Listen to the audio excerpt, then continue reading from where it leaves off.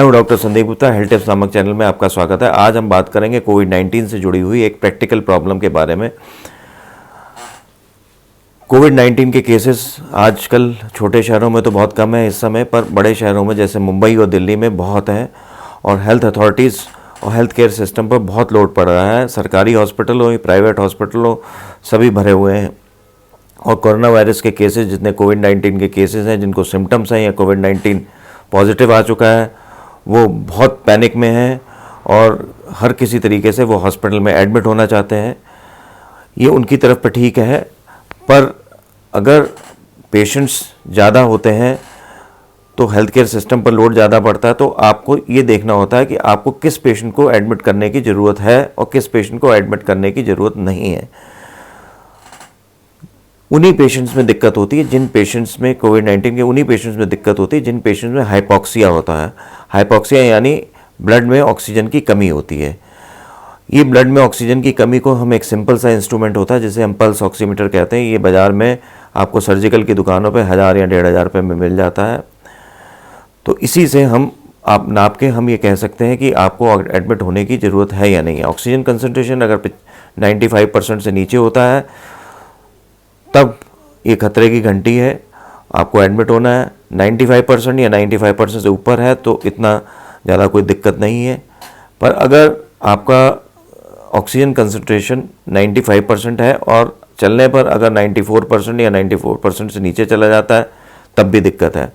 ऐसे में आपको हॉस्पिटल में एडमिट होना है। तो अगर आपका कोविड-19 का टेस्ट गया हुआ है, आपको सिम्टम्स हैं और कोविड-19 का टेस्ट पॉजिटिव आ चुका है और आपको हॉस्पिटल में बेड नहीं मिल रहे हैं, तो आपको करना ये चाहिए कि पैनिक होने की जगह पर आपको एक पल्स ऑक्सीमीटर खरीदना चाहिए। पल्स ऑक्सीमीटर लेके आप अपनी ऑक्सीजन कंसंट्रेशन चेक कर सकते हैं। अगर ऑक्सीजन कंसंट्रेशन आपकी 95 या 95 से ऊपर आ रही है तो हॉस्पिटल में एडमिट होने की कोई ख़ास जल्दी नहीं है। अगर आपको ऑक्सीजन कंसंट्रेशन 94% या उससे नीचे जाती है तो आपको एडमिट होना ही होना है। तो ऐसे केसेस में तो आपको ट्राई करना है। अगर मान लीजिए उस केस में आपको भी हॉस्पिटल में जगह नहीं मिलती है तो फिर आपको ऑक्सीजन सिलेंडर घर पर लेना है या ऑक्सीजन कंसंट्रेटर, एक मशीन होती है जो हवा से ऑक्सीजन लेके कंसंट्रेट करके हमें ऑक्सीजन देती है। इसके लिए हमें सिलेंडर की ज़रूरत नहीं होती, सिर्फ एक बिजली की ज़रूरत होती है जो हवा से ऑक्सीजन ले लेती है और हमें देती है। तो आप ऑक्सीजन का सिलेंडर घर पे यूज़ कर सकते हैं।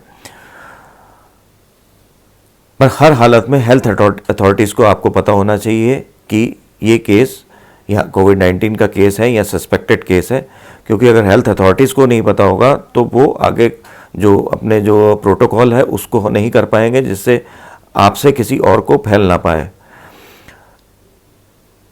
ये ऐसा उन लोगों को नहीं करना चाहिए जो डर के मारे हॉस्पिटल जाने से बचते हैं और उनके कोविड-19 के उनके सिम्टम्स हैं और वो टेस्ट भी नहीं कराते और आगे जाने से बचते हैं हॉस्पिटल में। ये वीडियो उन लोगों के लिए नहीं है, ये वीडियो उन लोगों के लिए जिनका कोविड-19 पॉजिटिव आ चुका है और हॉस्पिटल में उनको जगह नहीं मिल रही है। तो साथ ही पल्स ऑक्सीमीटर होना चाहिए, साथ ही उनको आइसोलेशन में भी रखना है। आइसोलेशन में कैसे रखना है?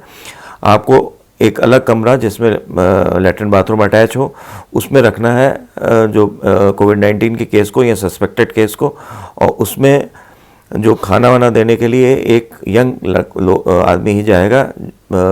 कोई बच्चे या 60 साल के ऊपर के व्यक्ति नहीं जाएंगे जिनको कोविड-19 से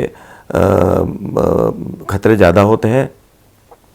और अगर मान लो मुंबई या दिल्ली जैसे शहरों में जहाँ पर एक एक कमरे के घर हैं तो वहाँ पर आप 1/4 या 1/3 कमरे में आप एक प्लास्टिक का कर्टन लगा के, जो बाज़ार में 1000 रुपये के आसपास आसानी से मिल जाते हैं, लगा के एक आइसोलेशन बेड की तरह इस्तेमाल कर सकते हैं।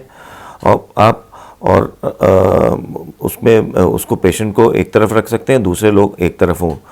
तो इस तरह से हम मैनेज कर सकते हैं आइसोलेशन और पल्स ऑक्सीमीटर से। और अगर ऑक्सीजन कंसंट्रेशन कम हो और हॉस्पिटल में जगह ना मिले तो आप ऑक्सीजन यूज़ कर सकते हैं। बाकी मेडिसिन्स तो आप घर में जिस तरह से डॉक्टर आपका कहे वो ले सकते हैं। आज बस इतना ही। नमस्कार। मेरे वीडियो को शेयर करिए, लाइक करिए और सब्सक्राइब करिए। Thank you.